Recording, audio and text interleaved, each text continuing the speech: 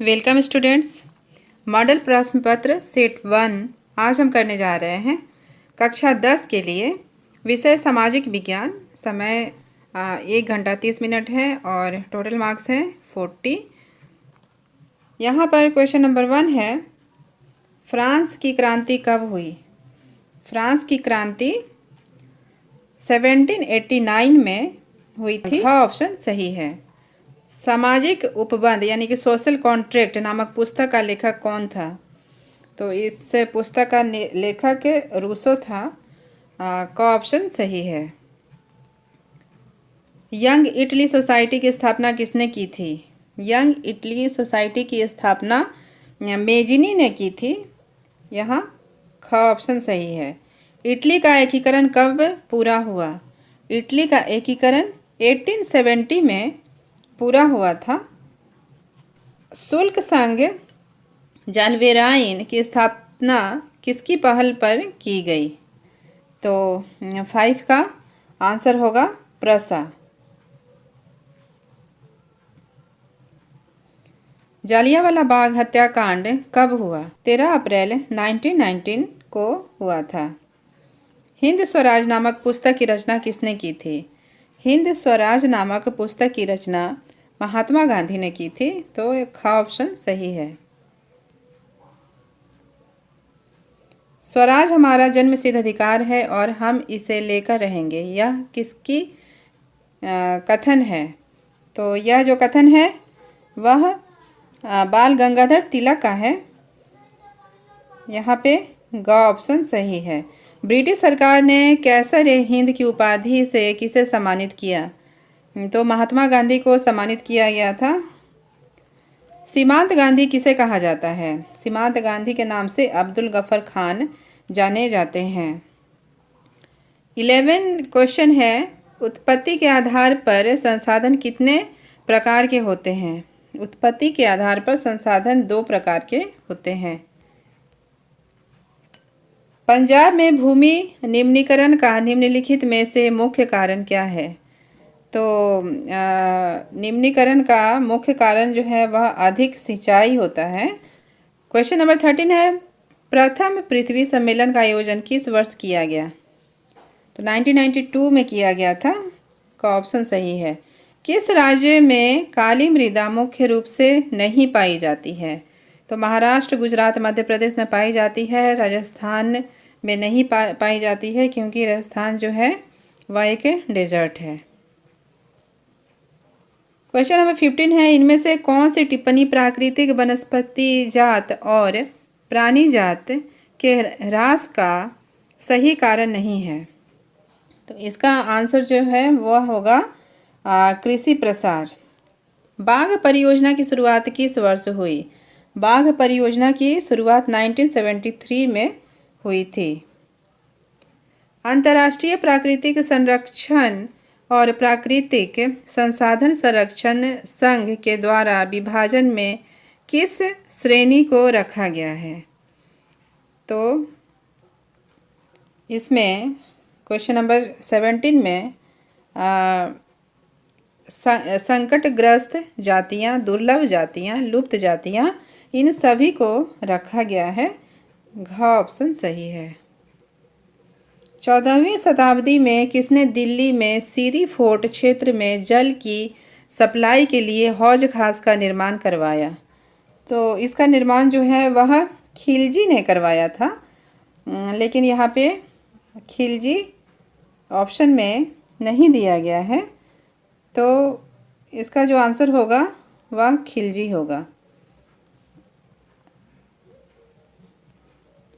निम्नलिखित में से कौन सा वक्तव्य बहुउद्देशीय नदी परियोजनाओं के पक्ष में दिया गया तर्क नहीं है?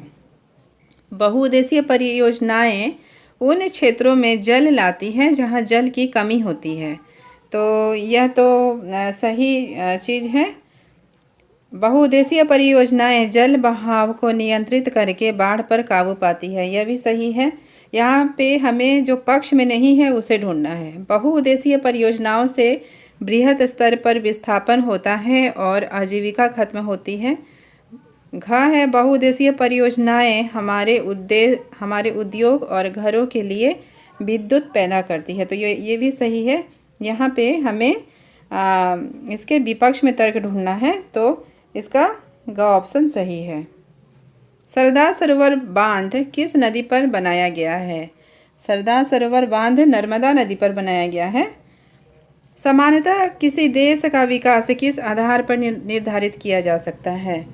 तो किसी भी देश का प्रति व्यक्ति आय, औसत साक्षरता दर और लोगों की स्वास्थ्य स्थिति, इन तीनों पर आधारित होता है। तो घ ऑप्शन सही है। मान लीजिए कि किसी देश में 4 परिवार हैं। इन परिवारों की प्रति व्यक्ति आय 5,000 है। अगर 3 परिवारों की आय क्रमशः 4,000, 7,000 और 3,000 है, तो चौथे परिवार की आय क्या है? तो यहाँ पे जो है ये 6,000 होगा। मानव विकास रिपोर्ट देश की तुलना किस आधार पर करती है? मानव विकास रिपोर्ट देशों की तुलना करती है स्वास्थ्य पे, शिक्षा पे, प्रति व्यक्ति आय पे। तो यहाँ पे उपरोक्त सभी सही आंसर है। एक वर्ष में पैदा हुए प्रति 1,000 जीवित बच्चों में से 1 वर्ष की आयु से पहले मर जाने वाले बच्चों की संख्या क्या कहलाती है? तो वह शिशु मृत्यु दर कहलाती है। वनोत्पाद का संग्रह करना किस क्षेत्र की गतिविधि है? तो यह प्राथमिक क्षेत्र की गतिविधि है। ख ऑप्शन सही है। वे क्षेत्र जो सरकार द्वारा पंजीकृत होते हैं और उन्हें सरकारी नियमों और विनियमों का अनुपालन करना होता है, डैश कहलाते हैं। तो उसे हम लोग संगठित क्षेत्रक कहते हैं, जो सरकार के द्वारा नियंत्रित होता है। रमेश, सुरेश, नरेश और राकेश 4 भाई हैं। रमेश खेतों में काम करता है, सुरेश किसी फैक्ट्री में मजदूरी करता है, नरेश एक शिक्षक और राकेश एक टैक्सी ड्राइवर है। इनमें से किसके कार्य सेवा क्षेत्र के अंतर्गत आते हैं? रमेश जो है वो प्राथमिक क्षेत्रक में है, सुरेश द्वितीय क्षेत्रक में है, नरेश और राकेश जो है वह तृतीय क्षेत्रक में हैं। तो इसका आंसर होगा नरेश और राकेश, यानी कि ग ऑप्शन सही है। रोहन एक अकुशल बेरोजगार युवक है। वह रोजगार की गारंटी देने वाली सरकारी योजना मनरेगा के तहत अपना पंजीयन करवाता है। रोहन को वर्ष में कितने दिनों के रोजगार की गारंटी मिलेगी? तो 100 दिनों की गारंटी मिलती है। ग ऑप्शन सही है। एक खेत में लक्ष्मण और उसके परिवार के 4 व्यक्ति काम करते हैं, जिसमें सालाना 20 क्विंटल गेहूं का उत्पादन होता है।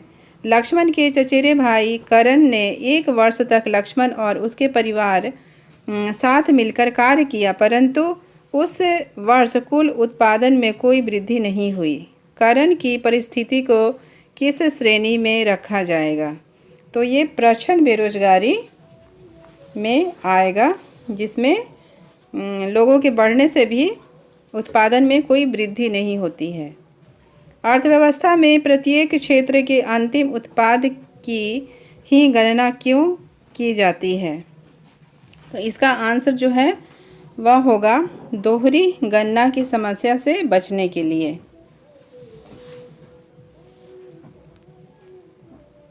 सत्ता की साझेदारी के संबंध में निम्न में कौन कथन असत्य है?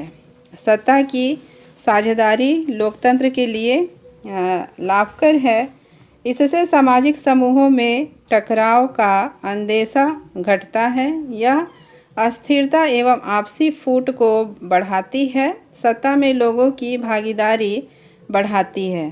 तो इसका आंसर जो है वह ग होगा। यह अस्थिरता एवं आपसी फूट को बढ़ाती है। निम्न में कौन बेल्जियम का एक भाषाई समूह नहीं है? French, Spanish, Dutch, German. तो इसका आंसर होगा स्पेनिश। स्वतंत्र राष्ट्र बनने के बाद श्रीलंका में किसे राष्ट्रभाषा घोषित किया गया? तो सिंहली को राष्ट्रभाषा घोषित किया गया था। इसका आंसर घ होगा। श्रीलंका स्वतंत्र राष्ट्र कब बना? श्रीलंका जो है 1948 में स्वतंत्र राष्ट्र बना था। निम्न में कौन संघवाद की एक विशेषता नहीं है? यहाँ सरकार 2 या अधिक स्तरों वाली होती है। अलग अलग स्तर की सरकार एक ही नागरिक समूह पर शासन करती है। विभिन्न स्तरों की सरकारों के अधिकार क्षेत्र संविधान में स्पष्ट रूप से वर्णित नहीं होते हैं। अदालतों को संविधान और विभिन्न स्तर की सरकारों के अधिकारों की व्याख्या करने का अधिकार होता है। तो 35 का ग ऑप्शन सही है। निम्न में कौन भारत की अनुसूचित भाषा के रूप में शामिल नहीं है? अरबी, मैथिली, संथाली, असमिया। तो मैथिली, संथाली, असमिया जो है वह भारतीय भाषा है, लेकिन अरबी भारतीय भाषा नहीं है। निम्न में कौन सुमेलित नहीं है? राज्य सरकार राज्य सूची, केंद्र सरकार संघीय सूची, केंद्र और राज्य सरकार समवर्ती सूची, स्थानीय सरकार अवशिष्ट सूची। तो घ सुमेलित नहीं है। भारत में विकेंद्रीकरण के संबंध में कौन सत्य है? अब स्थानीय स्वशासी निकायों के चुनाव नियमित रूप से कराना संवैधानिक बाध्यता नहीं है। वास्तविक विकेंद्रीकरण की दिशा में एक बड़ा कदम 1992 में उठाया गया। कम से कम 1/4 पद महिलाओं के लिए आरक्षित हैं। पंचायत और नगर पालिका चुनाव कराने के लिए राष्ट्रीय चुनाव आयोग नामक स्वतंत्र संस्था का गठन किया गया है। तो इसमें ख सही आंसर है। निम्न में से कौन सुमेलित नहीं है? वर्ग विशेष के हित समूह, किसी विशेष तबके या समूह के हितों को बढ़ावा देने वाले संगठन, राजनीतिक दल, ऐसा संगठन जो राजनीतिक सत्ता पाने की गरज से लोगों को लामबंद करता है। आंदोलन, किसी सामाजिक समस्या के समाधान के लिए चलाया गया एक ऐसा संघर्ष जिसमें संरचना हो भी सकती है, नहीं भी। घ दबाव समूह, राजनीतिक में सीधे भाग लेते हैं। तो इसमें 29 में घ ऑप्शन सही है। निम्न में कौन सुमेलित नहीं है? नर्मदा बचाओ आंदोलन एक मुद्दे पर आधारित आंदोलन, खाद्य विक्रेताओं का संघ दबाव समूह, तृणमूल कांग्रेस राजनीतिक दल, श्रीलंका संघात्मक शासन प्रणाली। इसमें ख सुमेलित नहीं है। वीडियो को लाइक कीजिए, शेयर कीजिए और सब्सक्राइब कीजिए।